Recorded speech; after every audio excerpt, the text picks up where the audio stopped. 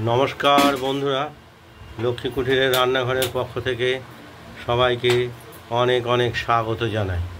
প্রতিদিনের মতো আমরাও আজকে একটা নতুন রেসিপি নিয়ে এসেছি, সেটা হলো ফুলকপি।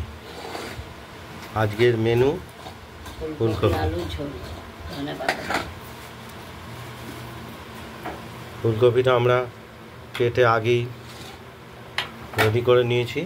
এখানে দেখতেই পাচ্ছেন ফুলকপিটা কেটে রেডি করে নেওয়ার পর এটাকে আমরা এই ফুলকপিটাকে নুন জলে রেখেছি, জলে নুন দিয়ে 15 মিনিট ধরে ডুবিয়ে রেখেছি, কারণ ওর ভেতরে কিছু পোকামাকড় থাকে, সব সময় থাকে যে তা নয়, বেরিয়ে আসবে। নুন জলে, নুন হলুদ জলে ভিজিয়ে রাখার পর আমরা 15 মিনিট তুলে নিয়ে নুন হলুদ দিয়ে আবার সেটাকে ভালো করে ধুয়ে নিয়ে নুন হলুদ মাখিয়ে নিয়েছি। এবার ভাজা করব। আর এই ফুলকপির ঝোল হবে আলু দিয়ে। এই আলুগুলো কাটা দেখতেই পাচ্ছেন। হ্যাঁ, এই টমেটো কুচি দেবো, হাফ টমেটো। আর এর সঙ্গে ফুলকপির সঙ্গে দেবো আমরা ধনে পাতা।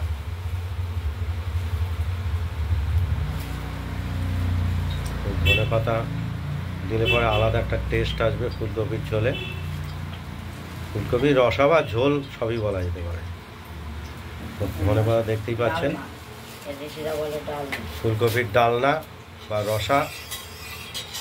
আর কড়াইতে আমরা তেল দিয়েছি, সর্ষের তেল। এটা গরম হচ্ছে, নুন দিতে হবে, গায়ে যাতে না ছিটে আসে। নুনটা দিয়ে নিলাম।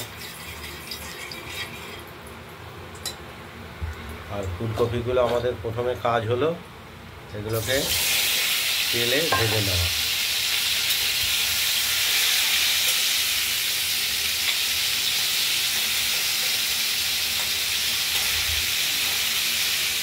ঢাকা দিয়ে দিলাম।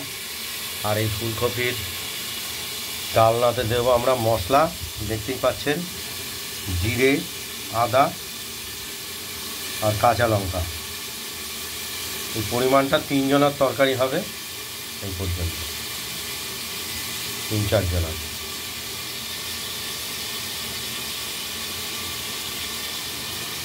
ধনে পাতাগুলো আমরা বেছে নিচ্ছি।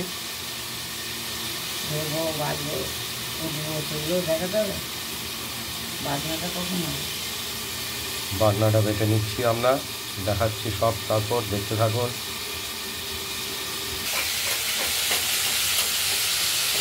ভাজা হয়নি, নেড়ে চেড়ে দিচ্ছি, এটা ভালো ভাজা। হ্যাঁ, এটা ভাজতে একটু সময় লাগবে। একটু নেড়ে চেড়ে দেওয়া হলো, তবে খেতে ভালো লাগবে। পিটো পিস করে দেওয়া হলো।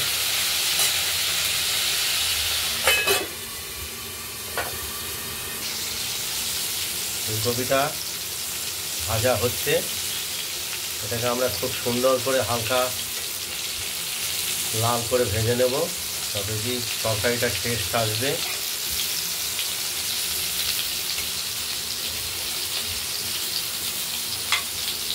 ফুলকপির তরকারিতে যত তেল দেওয়া যাবে ততই টেনে নেবে, এত বেশি তো তেল দিলে হবে না।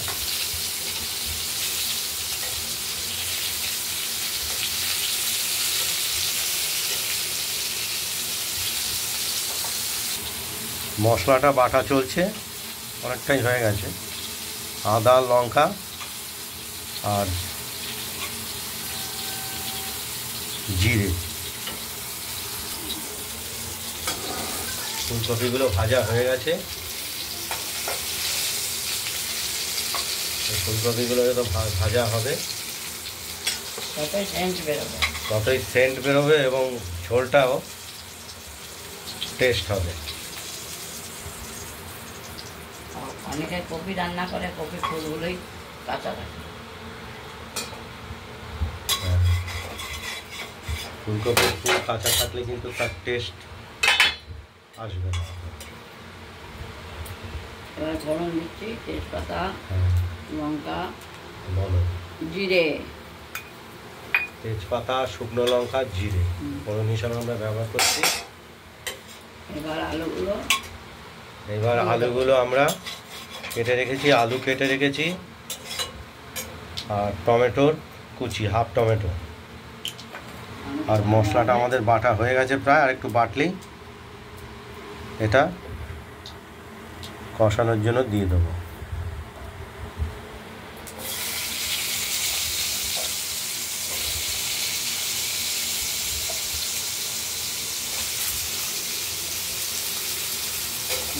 ভাজা আছে স্যার, আলুগুলো একটু লাল করে ভেজে নেব।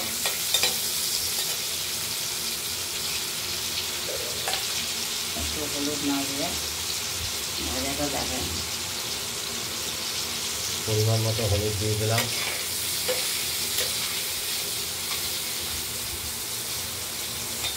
ভেজে দেবো।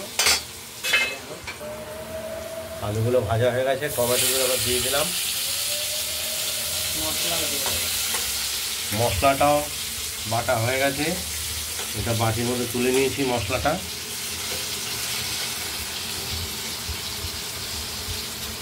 তার সঙ্গে হলুদ দিয়ে দিয়েছি, হলুদটা ভিজে থাকলে পরে একটু রঙটা ভালো হয়।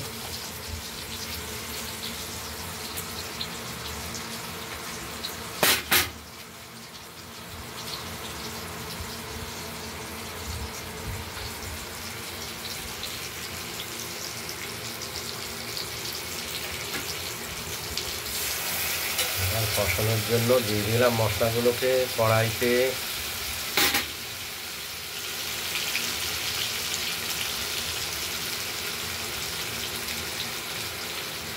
বাটিটা ধুয়ে জল দিয়ে দিই।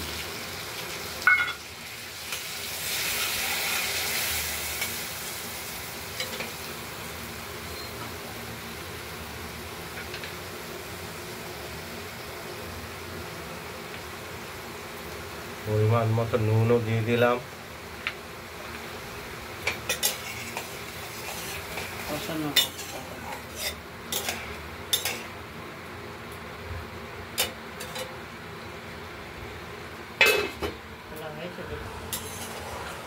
মশলাটা আমরা দিয়ে কষাচ্ছি, কড়াই দেখছেন। একটু গুঁড়ো চিনি, এর মধ্যে আমরা একটু গুঁড়ো চিনি ব্যবহার করছি স্বাদের জন্য।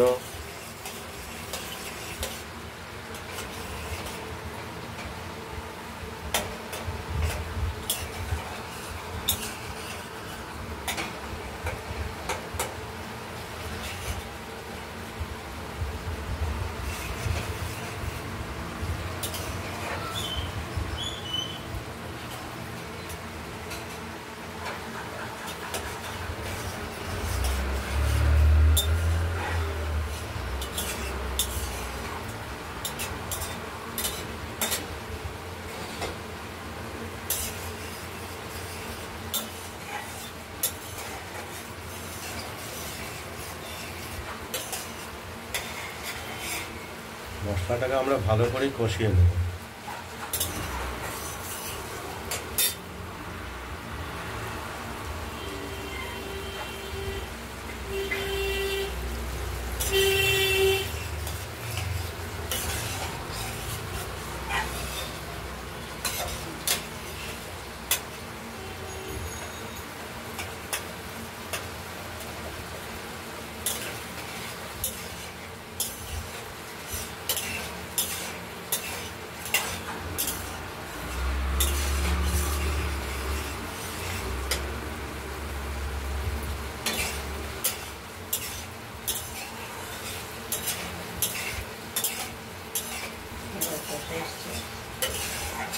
কষে এসেছে মশলাটা, দেখতেই পাচ্ছেন তেলটা পুরোপুরি বেরিয়েছে।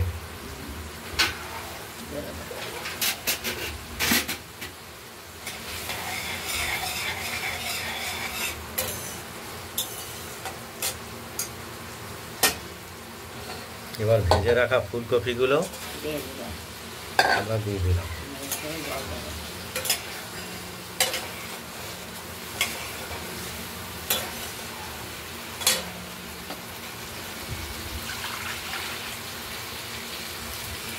এবার জল দিয়ে দিলাম পরিমাণ মতো।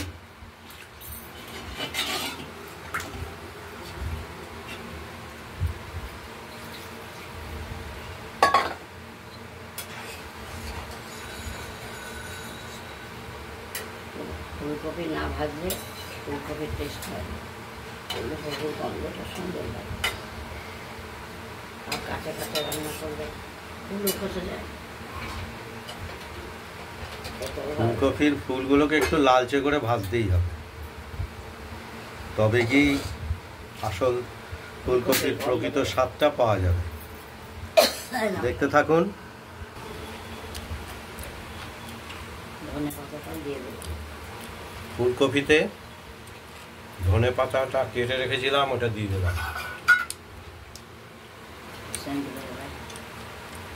একটা আলাদা সুগন্ধ আসবে।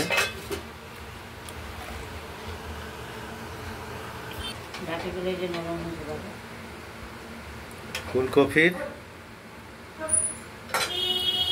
ডালনাটা তৈরি হয়ে গেছে আমাদের। ফুলকপির গোড়াটাও মানে ডাঁটিটাও নরম হয়ে গেছে, দেখতেই পাচ্ছেন। ফুলকপির রসা, ডালনা, ফুলকপির রসা বা ডালনা, এটা আমরা বাটিতে নামিয়ে ফেললাম। এই তো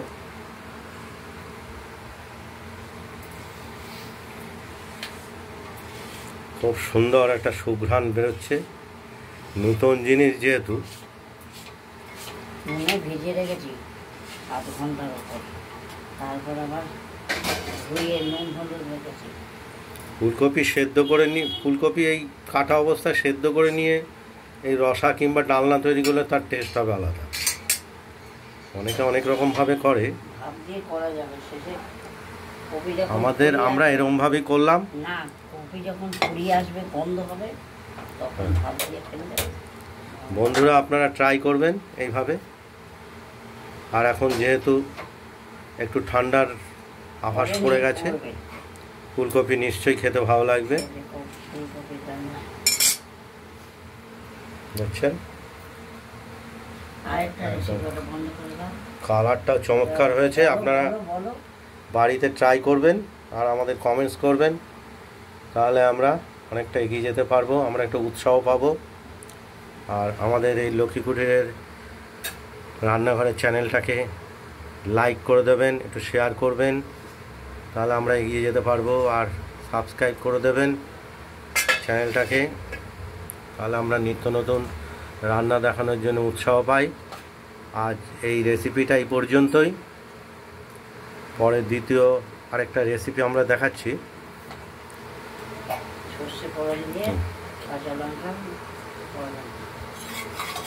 পর্যন্তই, নমস্কার।